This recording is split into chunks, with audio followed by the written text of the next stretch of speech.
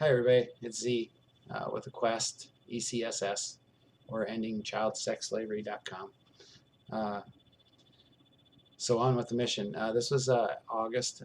We had finally gotten situated in a place we didn't have to worry about COVID blocks other than borders. It was relatively free. It took weeks to get the team in country, but we did it. It was one of maybe our most difficult missions yet. Most of the countries over there are really heavily locked down. Even in Vietnam is probably the worst, where the military has come in. They've forced people to stay indoors. They can't come out. If they need food, they have to ask the Army to go get it for them. The Army will go get it, but it's 3 times plus the cost it normally was. So you think about the income there and the ability to pay for that. And then you pile on top of that, when they do bring the food, a lot of it's rotten and can't be eaten. So uh, that's the way things are working. And in these other countries, you have police checkpoints everywhere. And trying to move from one province to another is extremely difficult. So we did manage to get a good number of teammates into this area so that we could take care of business. Our volunteers had been watching like always, but the COVID thing had not been cooperating. They had been watching a location, a warehouse, that had a lot of activity. Little kids had been moved in, but they did never come out. At this time, we counted 41. Its location was open to 3 sides with 3 entrances. It was located on 2 streets in a more open area without a wall-to-wall neighbors.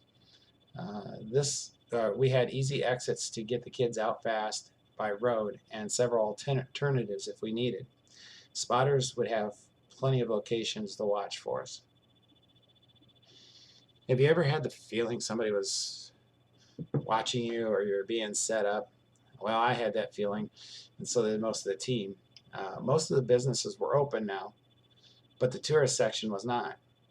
The sex trade had suffered for quite some time as this country was hit and missed for travel. Yet they were getting going again. You would think that this made sense, collecting the girls for the reopening of the country, but at the same time, it just didn't feel right why they would be bringing in so many girls that they would have to feed and not have any customers. Anybody that's been following us knows they don't want to spend any money on the girls at all. No medicine, no nothing. They feed them as minimal as possible. Also, if they get sick, they sell them to another brothel if they can. If they're far too sick, then they sell them to be harvested. So we were just getting a weird feeling. We began looking in the areas where we would be making our run to the safe houses. We already knew of the international gang that had these kids. They don't like us much. Soon we would begin to notice a common trend. We found several of the gang members just hanging out along the streets and crossroads. The team met up while the volunteers kept position with the new intel. It is possible that they were just paranoid, but then again, we were paranoid, but again, we're supposed to be.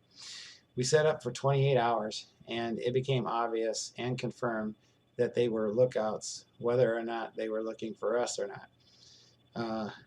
They were there, and we had to deal with it, and did so.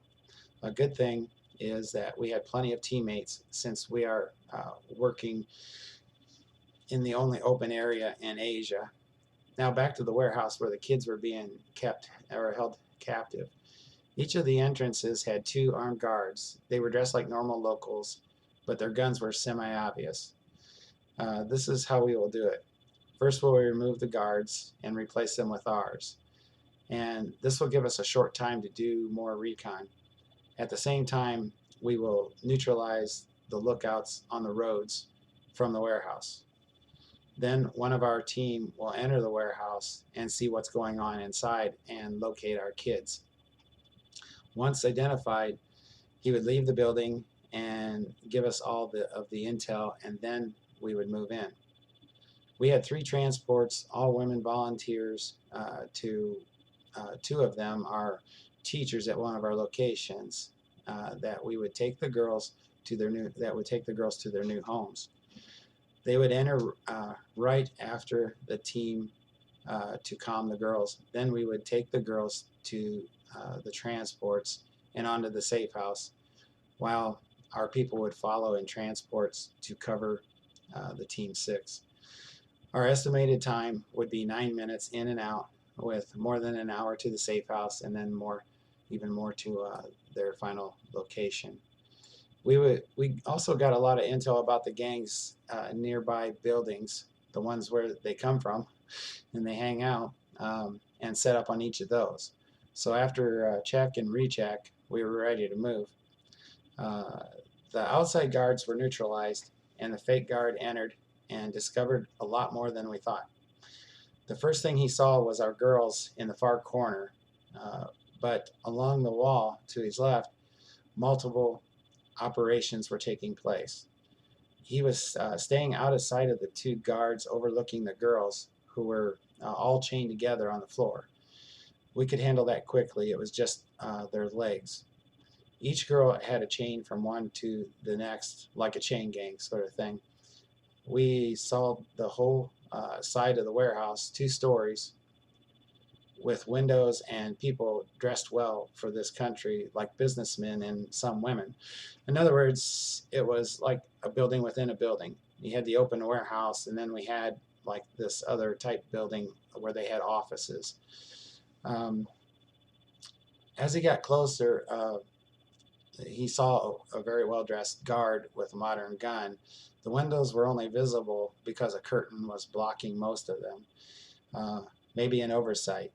Money was open and being counted. It was almost like a casino where they have all the money and they have the counters and such. There was a lot of money, and it seemed endless. The next office had people doing accounting.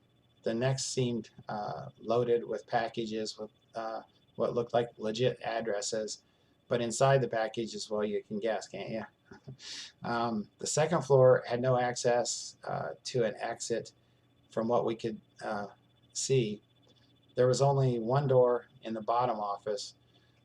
With that, it could only mean that there was a lower level and tunnels, because our watchers never saw anyone enter or exit except for when they were bringing in the girls and change the shift of the guards. So now we knew why all the extra eyes were in the area. Then one of the guards looked up at our fake guard, the one guard that was looking over the girls. So our fake guard, headed for the restroom that was there. While in there, he waited to see if the guard would come and check on him. Instead, one of the employees came in and did his business and did not say anything, just a nod of his head. Our fake guard just waited a few more and let us know. No one came, so expectations were that the guard inside assumed he was one of theirs. So our guy moved out, left the building with no shadow. With everything in motion, we were now ready to move. I gave the go, the transports moved in. Also, you should know by now, more teammates had arrived, and due to the more dangerous situation, they moved in close to the building at this time. We casually sent 3 of our fake guards in, and they moved along the wall and near the offices, waiting to see if the guards reacted. In other words, they just walked in, our guys, and they started to approach the 2 guards that were overlooking the girls. But they just didn't even think twice, and thought they were on the same team there. Then they got close and moved towards the guards that were near the girls. They moved up to meet our fake guards and never had a clue. All were put to sleep fast, and our female teammate quickly told the girls to be quiet and that they were there to get them out. All nodded their heads, and some even smiled, with a few having tears. 2 of our teammates quickly cut the chains, and they moved quickly to the exit without raising any notice. outside, the girls were separated and put into the transports that had a travel business logo on the side of them. We sort of rented them for a short time so that we could travel inconspicuously. Anyway, the team was now on the move. We were lucky to have so many teammates, so I guess we can thank COVID for that. Our transports felt very safe on exit. They went in different directions, and again at the first intersection to meet, and then to meet up outside town. They made it to the safe house. Only one was needed. Only one safe house was needed, and it felt better with all the girls together. Always seem to bond quickly when they're in captivity. There was an intel. There was, as the intel had told us, 41 girls, ages 9 to 14. They were all local girls because they were all very dark complected and their skin. So we knew that COVID had also helped hampering their transportation into other countries to take these girls captive. For those that are new here, light-skinned girls are preferred and come mostly from Vietnam. All the girls were in okay health, just hungry and malnourished. Next came the normal routine where they were bathed and clothed and told what was going to be happening to them next. So we got another 41 rescued. That makes our rescues to date 2,055. Another good one. All right.